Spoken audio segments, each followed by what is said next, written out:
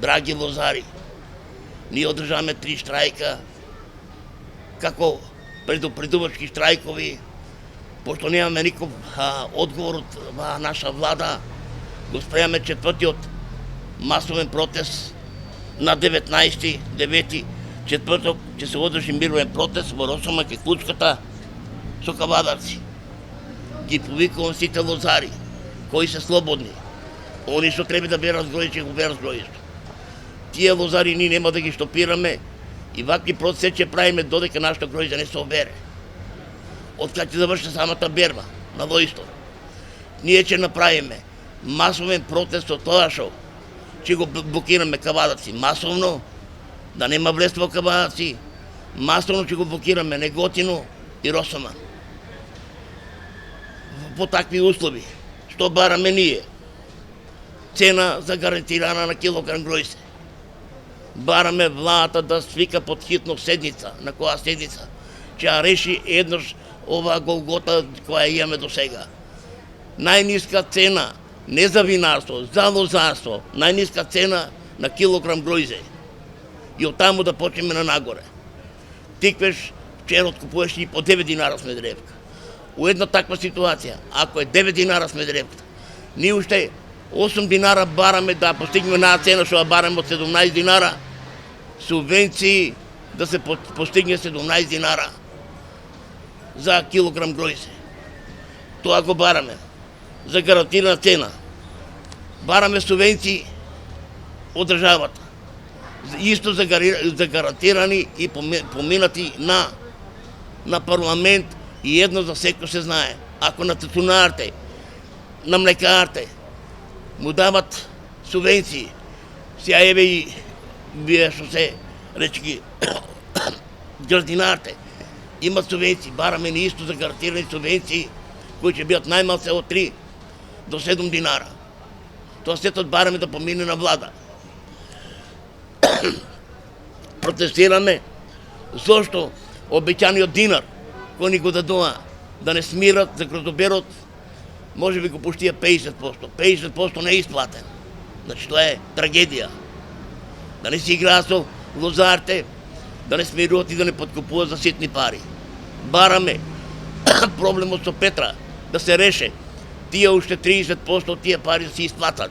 Бараме проблемот од Повардарие. И таму не е решен. Може би и 30% и таму е. Да му се исплате на тие сиромашки земјоделци парите, така да еднаш за секогаш го решиме тие проблеми и да почнеме натаму да го градиме во лозарство. Или на крајот, ако не му одговара се тоа, нека ни турат најниска цена да ги почнеме да ги копачиме лозите. Веќе на интернет има пуштено нешто тако. Гледам човекот одисан со се гројзе го сече и тоа е жално. Тоа е жално и трагично за тоа што некој давал инвестиција 2000 евра по декаре. Тоа се тешки пари за измачени што човекот е принуден за тоа што нема кај да го дава. У еден момент се јави една особа и кажува и вика: слушај, вие лозарите немате доволно едукација. Не. Ние имаме доволно, господјо, знаење до сите, кажуваме, и тоа големо знаење за лозарството, пошто, да не кажам така, не е убаво, може би на војство сум се родил ја. Значи, тоа е веќе 7 години искуство на лозарството и у една таква голгота, знаејќи го сето лозарство, како ќе ги обедам моите внуци да запишуваат у нашето средно училиште. Сега ќе го имаме винарска школа евреја. За мизерни пари некои да работе. Или дали е политиката, ја мислам теквешијата е најмалце раселена за разлика од другите подрачја, сега да не ги броам, Охрид, Струга, па и дел од Битола, па ние намо Берово делчо, па е жално веќе таму. Сега почта Струми се раселува. Дале сакат и нашите млади да ги избркат кај таму се раселија, изгледа че испаднам јас со 68 години најмлад лозар у теквешијата. Да не биде така, ние бараме за гарантирана цена, владата да ни помогне, да продолжиме таа традиција и да не оставиме како таква. Бараме елементарна непогода за сите оние површини. Сега ќе ми извинат некои, ја не можам си да ги наброам, затоа што тоа е голем, ја не сум, мислам таму у катастарот.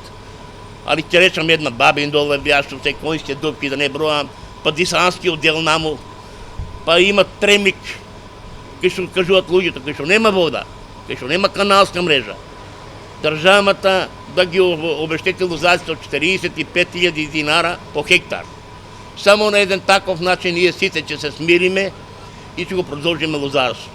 Во колку сето тоа не се воспостави, ние сме должни или да правиме проблеми, или едно за секој ќе ги кажат да се откажеме од нашите лозови насади, да прифачиме друго или замениме од Македонија.